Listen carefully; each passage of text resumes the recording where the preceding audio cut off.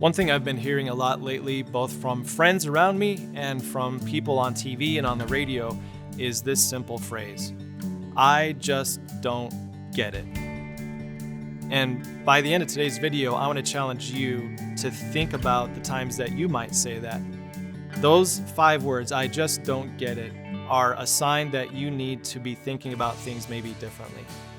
Let me give you some quick examples, and these are kind of silly examples, and I'll let you kind of figure out how the more serious ones are going. But one example is simply to say, I just don't get how my neighbor doesn't keep his lawn more green, right? Some of us might be judging our neighbors in that way.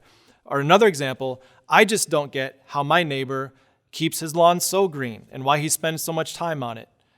There's lots of times in life we might throw that phrase out, I just don't get it. I just don't get how she spends so much money on clothes. I just don't get how he spends so much money on cars.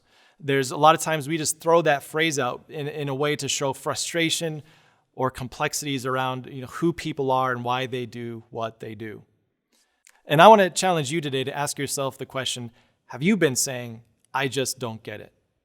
Have you been pointing to neighbors, people in your life, people within your sphere of influence, and thinking in your mind or even saying with your lips, I just don't get it? Because if you're saying those words, or even if you're just thinking them, what that means is there's something wrong in your mind. There's a gap in knowledge. There's a gap in understanding that maybe you need to address. This is something that we saw happen in Jesus' life too. There were lots of people who followed Jesus and pointed their fingers at him and said, we just don't get it how you do things like that. In fact, one of the occasions where this happened is when Jesus just brought in his disciple named Matthew, also called Levi. Matthew was a tax collector. And so as Jesus was having dinner with Matthew, he was also having dinner with a lot of tax collectors and other people that the religious people called sinners.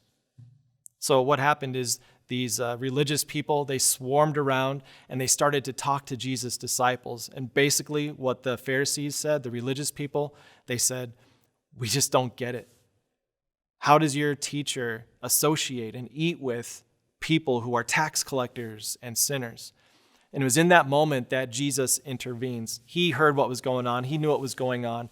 And so he says this to them that speaks so much to us today. In moments where we find ourselves pointing the fingers at others and just saying, I just don't get it. That's when we need to think about these words that Jesus himself said. These words are from Matthew chapter 9. Jesus said, on hearing this, Jesus said, it is not the healthy who need a doctor, but the sick.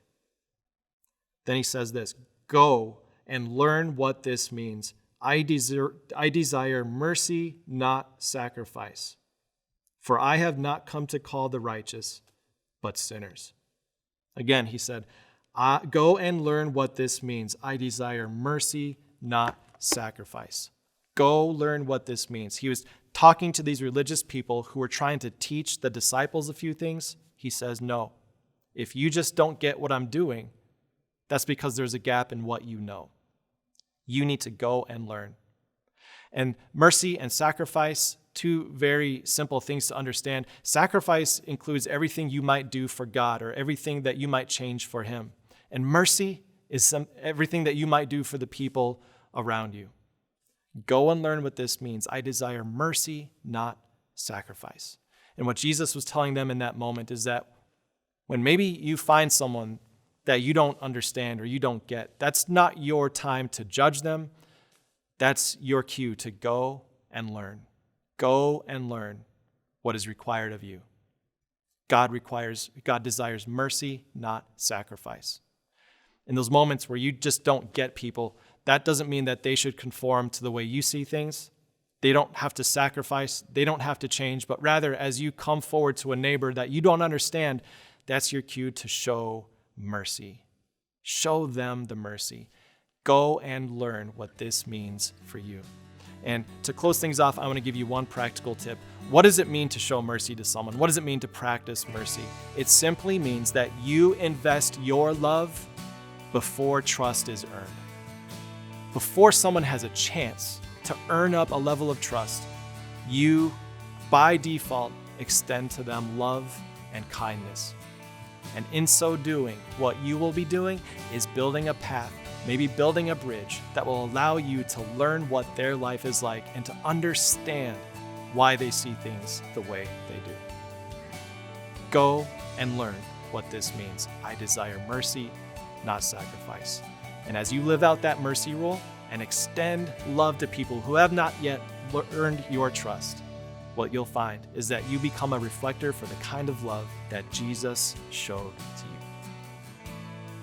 Well, today we talked about how to show mercy to others, but what I know is that for many of our listeners today, your life was transformed because someone showed mercy to you.